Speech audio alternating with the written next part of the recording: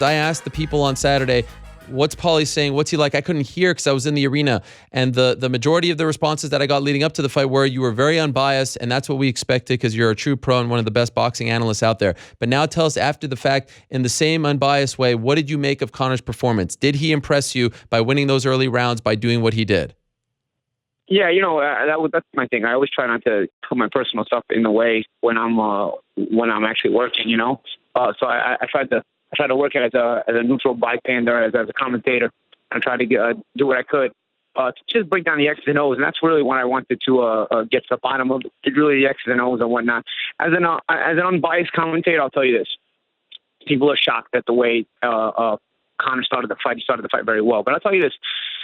I told you the first time I sparred Conor that I said I felt he got the better of it because I didn't get enough punches off, and I felt like it was mainly because I wasn't in shape.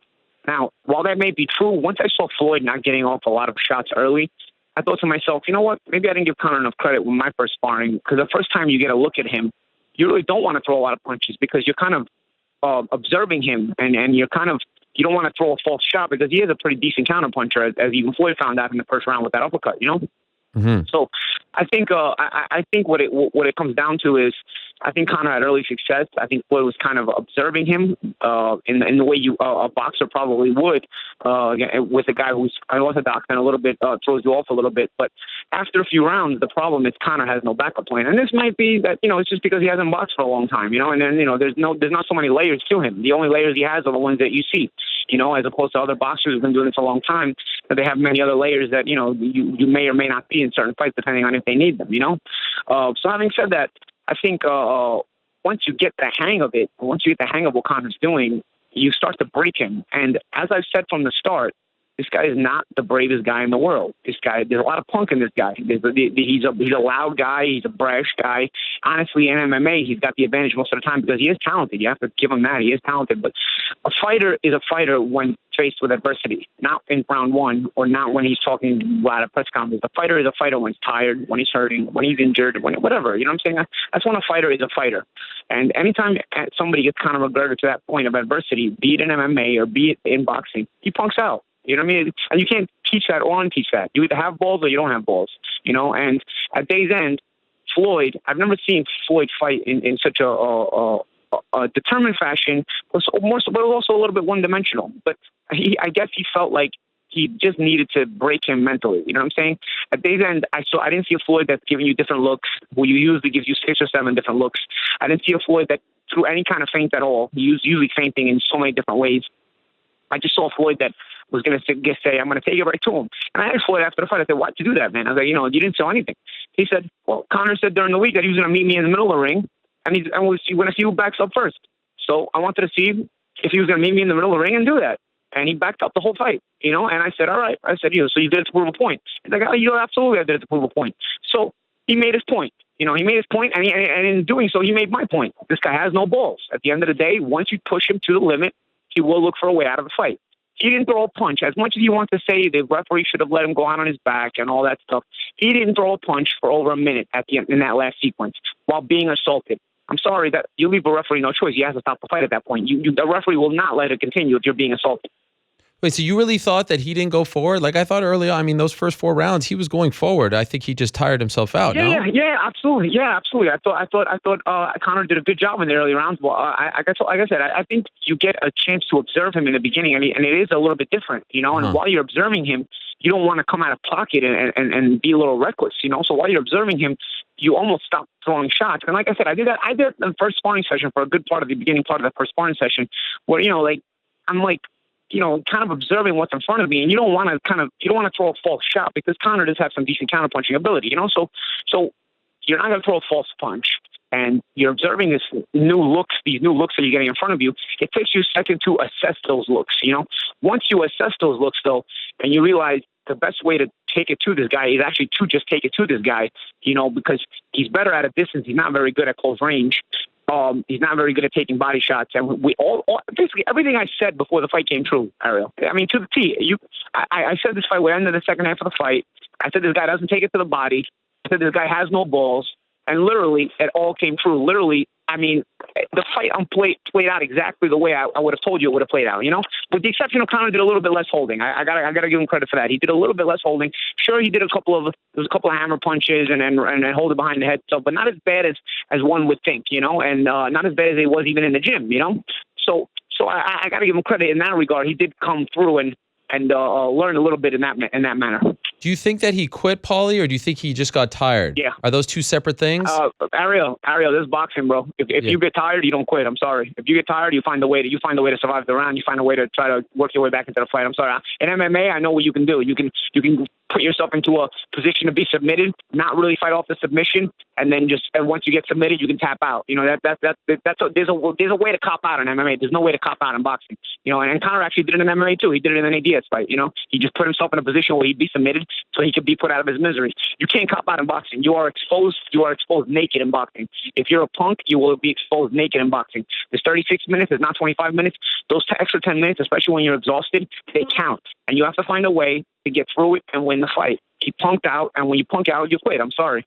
And so what do you think of the stoppage? Because he said afterwards he wanted to keep going, and he didn't fall down. He didn't get knocked. And that's exactly what I'm talking about. You can say anything you want.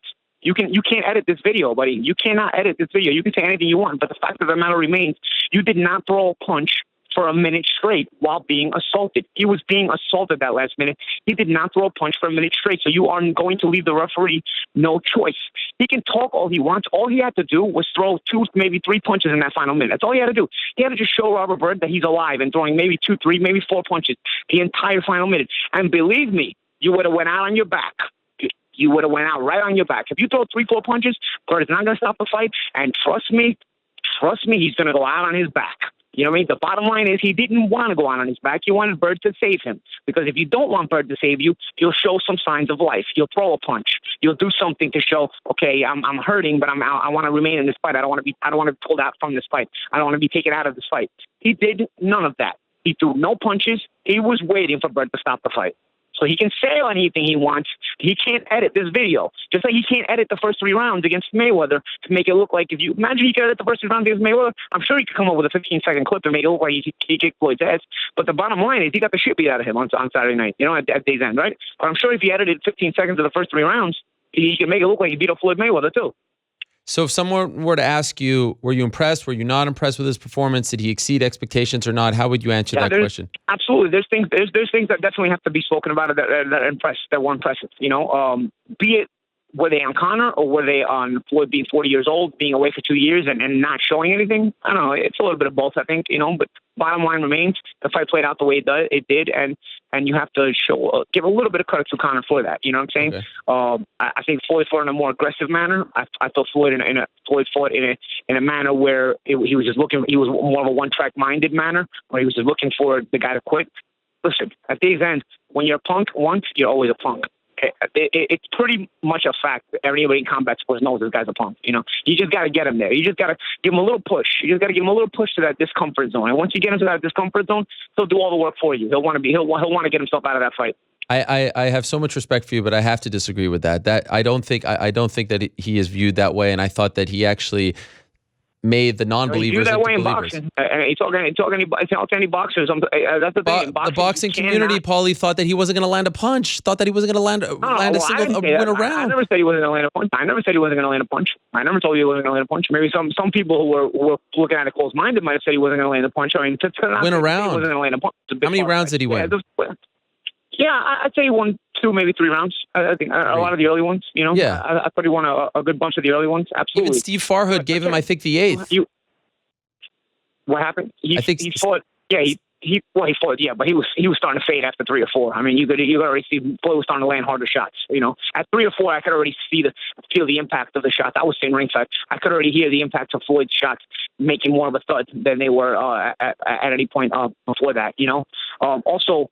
The vaunted power, again, another thing that I was talking about that everybody got on my case about, that I was right again. I mean, where was all this vaunted power? I mean, he landed an uppercut in round 1 against Floyd Mayweather on the counter. If that's Canelo or Golovkin hits Floyd with that uppercut, Floyd is still sleeping right now. You know what I'm saying? I mean, Floyd literally took him and just kept walking him down. I mean, the fact that anybody thought this guy could hit like they thought he could hit. I mean, when I told you he can't hit like that. And I didn't say it in a disrespectful manner at first. It became disrespectful because it was just comical the way these fans took it and the way even he took it. You know, the guy can't hit. I'm sorry. You either have it or you don't. I mean, it's not something you can work on. It's not something that just because you get mad about it, you're going to suddenly have more punching power. He doesn't have that kind of punching power. I'm sorry. And I think that's another thing that proved it. Saturday night was proving that as well. He did not have anywhere near solid punching power.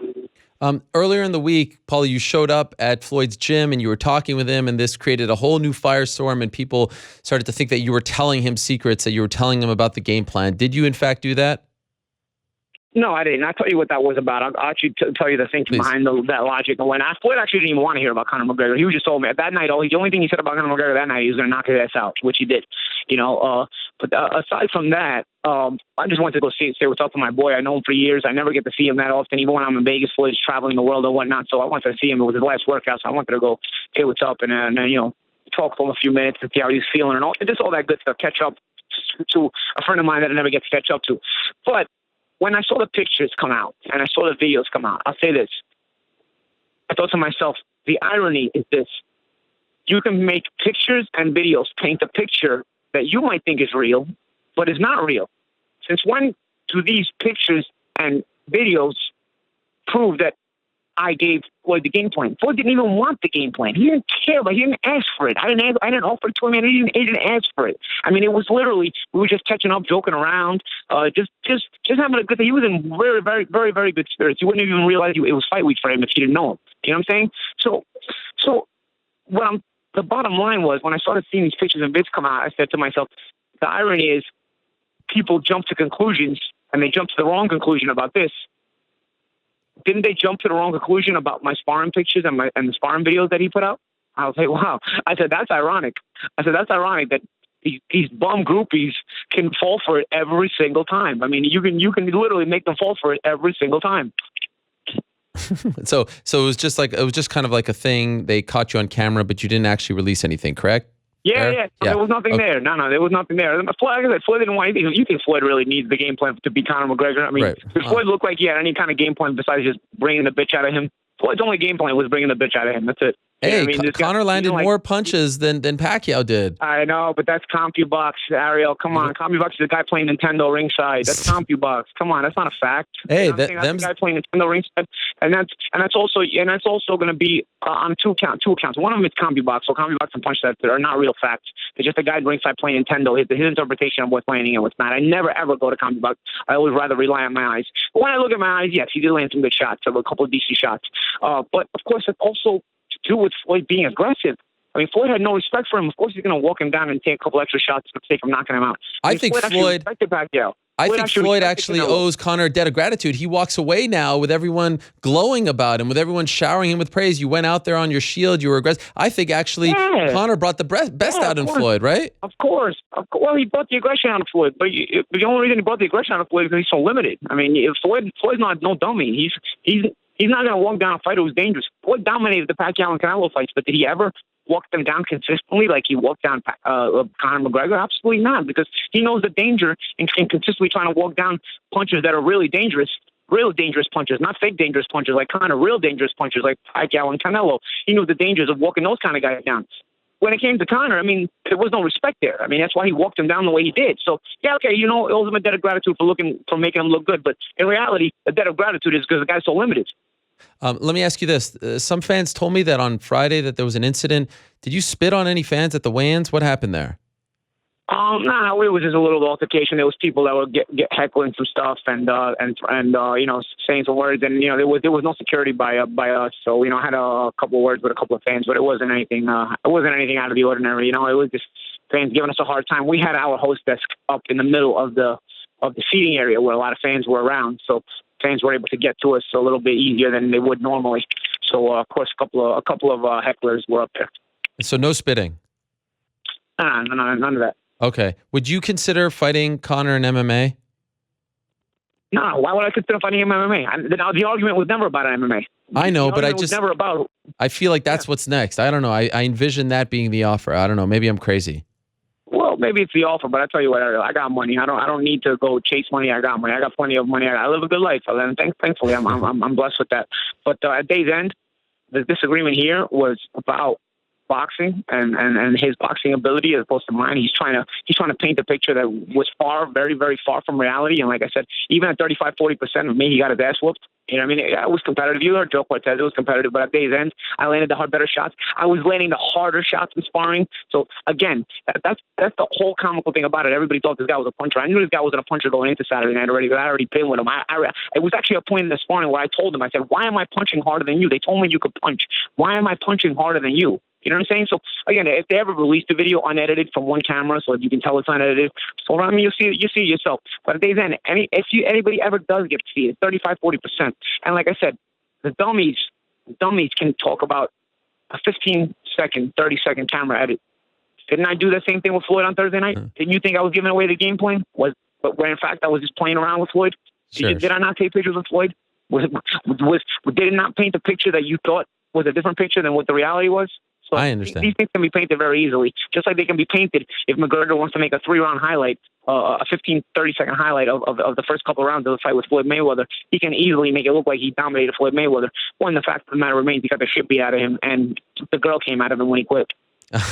Okay, what's the game plan now, Paulie? How do you get this fight on St. Paddy's Day? What are you going to do to get it? I don't know. They have all the rights, man. I mean, they're the ones that said they were going to release it after the sparring, so release it. After the fight, No, forget about that. They're not going to release it because you're trying to get the pay-per-view. If they're going to try to get the pay-per-view, why would they give it away for free? Yeah. So how are you going to get the real fight? I don't know. I mean, listen, I'm a realist here, and the realist is this way. And the real part of me knows this: after a fight, guys go on vacation, guys go hang out. I wouldn't expect anything otherwise from neither of those guys, you know. So I don't expect Conor McGregor to talk about what's next for a while, and I'm not going to talk about what's next for a while. You know what I'm saying? I actually want to get some of my own personal stuff done because I basically blew my summer on this ridiculous bullshit. You know what I'm saying? I missed the trip to Italy that I was supposed to go see my family. I missed my summer of 2017 was basically a wash. So I got to catch up on a lot of things. I got to catch up on some personal matters and also maybe try to get to Italy, see my family, see my father and whatnot. And then after that, we'll see what happens. Okay, but you do still want it, right? That's still the game plan? Absolutely, man. Like I said, I would do it when it takes all. You know what I'm saying? Absolutely. I would do it, and I would do it when it takes all. Are you confident it will happen? Do you think he wants it? Am I confident? I don't know. I'll tell you what. I'll tell you the way I look at it. He's got a lot of options. You know, he's got MMA options. He's got boxing options. You know, I think in boxing the option is mainly me. But in MMA, there's definitely other options. I don't know to what degree he owes the UFC any fights in the octagon. I don't know the business end of that, so I can't really speak on that. But as far as fighting me, I think the fans want it for the most part. I think it would sell. I mean, I think it's easily a very sellable fight. There's a built-in inherited beef there already. How bad? If he wants it, I'll tell you this. He has most of the public perception thinking he actually got the better of me in sparring. He has most of the public perception believing the bullshit knockdown that he has. So he's got most of that public perception there. If he risks fighting me for real, it's all going to phase out. You know what I mean? Because then he knows what happens if he fights me for real. He knows that's me at 35-40%. You know what I'm saying? He knows that was, and the trouble he had at 35-40% of me. He gets, like I said, if I don't stop him in a 12-round fight, I would be disappointed in myself. That's not a guy that should go the distance with any world-class boxer. That guy should get stopped by any world-class boxer. Yeah. Well, it seemed to go longer than most expected, but in the end, that's what happened. Last thing for you, Paulie. Regardless of if he fights you, would you recommend that he continue boxing? Like, were you impressed enough that, all right, this is a guy who can beat, you know, a lower level guy and work his way up? Or do you think that if he, I know you want that fight, would he go back to MMA? I think you can beat lower level guys in the terms of lower level, like journeyman types. And you got to treat him like a prospect. You know, if you treat him like a prospect, like any other prospect, you know what? I think you can do something with him. You know, okay. I don't know how far. I don't think he can bring him to a world title. Don't get me wrong. But then again, they made Julio Cesar Chavez Jr. a world champion in boxing. So if business wise you sell and you do a lot, you know, they can mix and match you in enough weird ways that possibly they can get you to the top. You know, boxing is very political in that way. So I do think he's decent in that, you know, he can beat a couple of decent fighters, but not names that you may have ever heard of. I mean, when I talk about decent fighters, I don't mean anybody you might have heard of. If it's anybody you've ever heard of, he can't beat them. You know what I'm saying? So I'm talking about guys who like blown up records, like a guy who's like 30-3 but hasn't fought anybody and you never heard of him. Guys like that, they can get him those kind of opponents and make him look good. You know, but otherwise, you know, his best bet is the UFC, of course. Appreciate the time, Paulie. Thanks for squeezing us in, and it's been fun going along this journey with you. I'll leave you alone now for a bit, but great job on Saturday. Yeah, I think your listeners are sick of hearing me. Hey, So I think some listen, you're a New York guy, Paulie. You're a New York guy, and you know what happens with Howard Stern. They all say they don't listen, but they end up, the haters listen more, and I'm looking at the numbers, and the numbers have increased exponentially ever since you came on. So they could say what they want. I love the fans, but they can't stop listening to you, and you should take that for what it's worth. Hey, as long as they're listening, right? Love you or hate you, doesn't matter. As long as they tune in and they're tuning in, I'm looking at it in front of my eyes. It's all good, Ariel. I appreciate the you give me a chance to be on the show, and even whether they love me or hate me, I appreciate them listening, and hopefully they understand that I'm just trying to get the truth out there. I'm trying to get my side of it. I came into this with good intentions, and I kind of got railroaded, and got my reputation kind of sideswiped. So I didn't appreciate it, and it became personal from that level, and it's going to remain personal from that level because I don't like people that do that kind of stuff to people. Thank you, Paulie. Safe travels. Take care, man. Bye-bye. All right, there he is, Paulie Malignaggi stopping by. Great to hear from him. Wanted to hear his perspective post-fight. There you go. We have it. We move on.